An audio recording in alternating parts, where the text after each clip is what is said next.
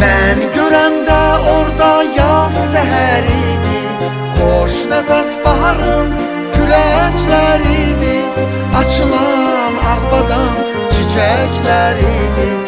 İndi onlardımı solan ayrılıq, ayrılıq, ayrılıq, aman ayrılıq. Mənə zülm elədi yaman ayrılıq, ayrılıq, ayrılıq, aman ayrılıq. Mənə zülm elədi yaman ayrılıq.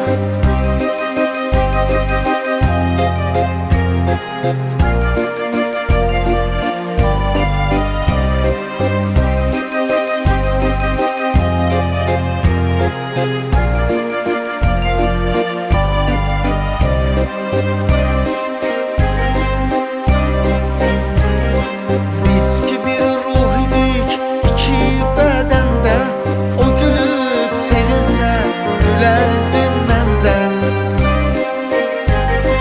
Vüsalın bülbülü uçub gedəndə, daş kimi qəlbimdə qalan ayrılıq.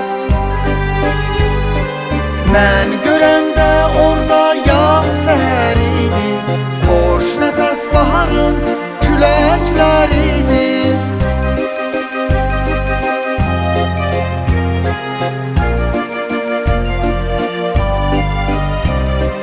Mən görəndə orada yaz səhər idi, xoş nəfəs baharın küləklər idi, açılan ağbadan çiçəklər idi.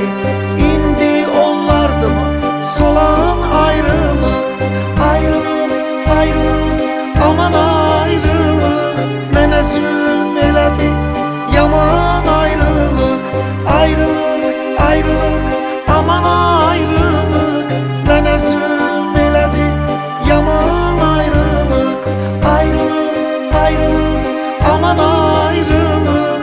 Mənə zülm elədi yaman ayrılıq, ayrılıq, ayrılıq, aman ayrılıq.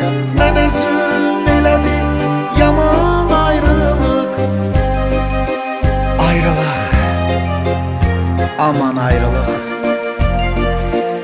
Mənə zülm eylədi yaman ayrılıq.